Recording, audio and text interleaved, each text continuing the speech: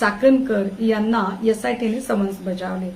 मात्र मी महिला आहे आणि महिला असल्यामुळे मी नाशिकला येऊ शकत नाही असं चाकणकरांनी दिलेलं कारण काही पटण्यासारखं नाही. कदाचित चाकणकरांना आपल्याला चौकशीच्या बहाण्याने बोलवून अटक करतील अशी भीती वाटते का? पण मुळात चाकणकरांना अशी भीती का वाटते? कर नाही त्याला डर कसले?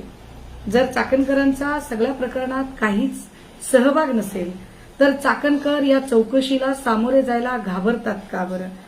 सगळ्यात महत्वाची गोष्ट, एसआयटी जी या संपूर्ण प्रकरणावर काम करते त्या एसआयटीच्या प्रमुख सुद्धा तेजस्विनी सातपुते या एक महिलाच आहेत. 2-3 दिवसांपूर्वी मी आणि इतर महिला आम्ही नाशिकला गेलो होतो. काय चाकणकरांना कायद्याचा आदरच करायचा नाही का?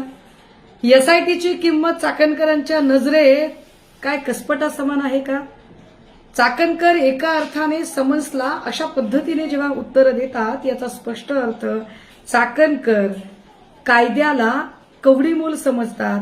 चाकणकरांच्या नजरेत एसआयटीची आणि इतक्या कष्टाने आयपीएस ऑफिसर म्हणून स्वतःच्या कर्तृत्वाचा ठसा उमटवणाऱ्या एसआयटी प्रमुख सातपुते यांच्या सहीने आलेल्या कागदाची काहीच किंमत नाही का? पण मुळात आत्ता या सगळ्या प्रकरणात एसआयटीचा कणखरपणा बघण्यासाठी महाराष्ट्र नक्कीच उत्सुक आहे.